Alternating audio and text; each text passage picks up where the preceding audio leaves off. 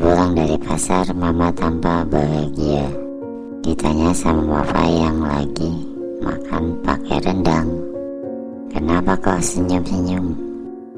Lalu mama menjawab, "Tadi aku dapat potongan harga." Papa terus makan dan mengadu. "Aduh, kenapa Pak?" tanya mama. "Mama, aku makan potongan lengkuas."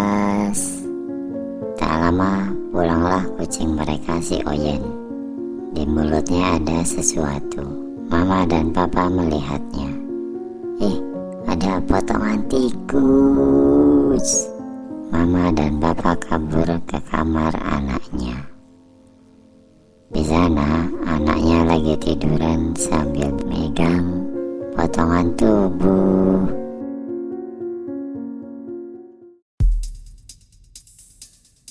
Selamat datang di Kucing Premium. Kali ini akan bahas buku judulnya Potongan Tubuh.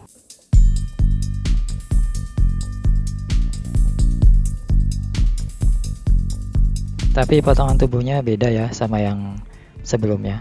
Kalau yang di awal tadi mah nggak jelas.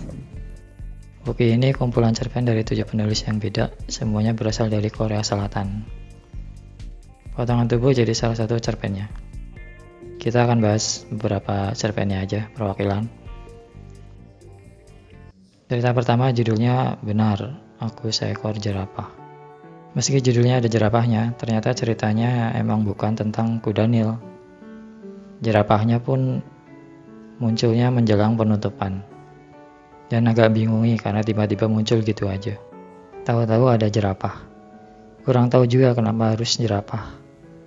Dan setelah gue coba mikirin alasannya, ternyata tetap gak ketemu. Padahal menurut gue bisa diganti sama hewan lain. Ceritanya mengenai tokoh aku yang mengisi liburan sekolahnya dengan bekerja. Suatu hari ia ditawari pekerjaan sebagai tukang dorong orang yang mau naik kereta api. Jadi di sana itu orang yang mau naik kereta api itu banyak banget. Jadi harus didorong-dorong biar bisa masuk.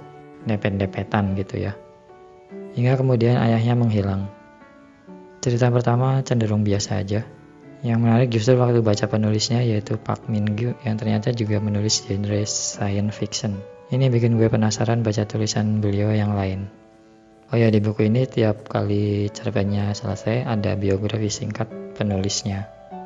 Seperti ini.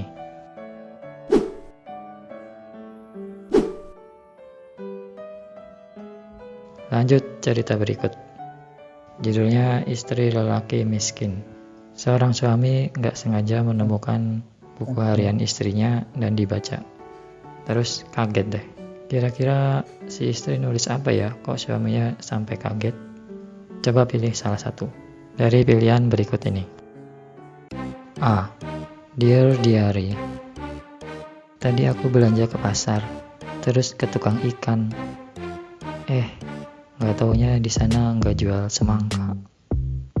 Padahal kan mau beli beras. Sia-sia deh. Bunda capek. B. Hari ini tidak seperti hari kemarin. Karena kemarin suamiku pulang jam 8 malam. Sementara hari ini belum pulang dari kantor. Aku tidak tahu kenapa dia belum pulang. Apakah karena sekarang baru jam 1 siang? Lelahnya menunggu. C. Aku belum menikah. Aku bekerja dari jam 6 pagi sampai sekitar jam 10 malam. Sisanya waktu bebas. Pada waktu bebas aku membaca, menulis, mendengarkan musik. Jadi apa jawabannya? Jawaban yang paling benar C. Jawaban A dan B juga benar, tapi itu bukan istri di cerita ini. Gak tahu itu istrinya siapa. Cerita Istri Lelaki Miskin seolah ingin memberitahu pada kaum lelaki agar lebih menghargai pengorbanan istri di rumah, lebih ngasih perhatian dan kasih sayang.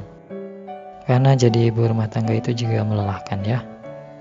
Selanjutnya adalah cerita favorit, judulnya Sebatang Jarum. Ceritanya tentang pekerjaan yang berhubungan dengan jarum, tapi bukan tukang jahit, melainkan tukang tato. Bercerita mengenai tukang tato yang kebingungan karena didatangi oleh detektif yang menangani kasus pembunuhan. Ternyata ibu dari tukang tato itu telah mengaku jadi pembunuh. Padahal nggak ada saksi. Kenapa mengaku? Yang paling ajaib adalah cara membunuhnya. Mind blowing. Cara membunuh yang penuh dengan dedikasi dan kesabaran tingkat tinggi. Cerita terakhir yang juga jadi judul buku ini Potongan Tubuh. Kukira ini terlalu pembunuhan dan mencari siapa yang membunuh. Gak taunya ini cuma curahan hati laki-laki yang ditelepon polisi karena telah menemukan potongan kaki istrinya. Nah, laki-laki itu disuruh mengidentifikasi apa betul itu kaki istrinya. Cuman dia malah kebingungan karena dia udah lupa detail kaki istrinya itu kayak apa. Ya mungkin emang dia nggak ngapalin bentuk kaki istrinya sih kayak apa ya. Jadi nggak bisa disalahin juga. Dan masih ada 3 cerpen lagi yang sayangnya cenderung biasa aja. Kurang berkesan, berlalu gitu aja. Mudah untuk dilupakan. Kayak siapa itu? Secara keseluruhan kumpulan cerpen Potongan Tubuh di luar ekspektasi ya. Terutama judul Potongan Tubuh. Gue kira ceritanya bakal menegangkan tentang pembunuhan dan ya nyari pembunuhnya. Tapi ternyata tidak seperti itu. Thrillernya cuma 2 aja, yang lain drama kehidupan semacam perlakuan terhadap istri, kehidupan rumah tangga, dan yang lain. Intinya buku ini mungkin gak akan muasin kamu yang nyari cerita thriller atau cerita yang bikin emosi naik turun. Tapi yang jelas covernya keren banget. Oke, sampai di sini review kali ini. Sampai jumpa di review selanjutnya.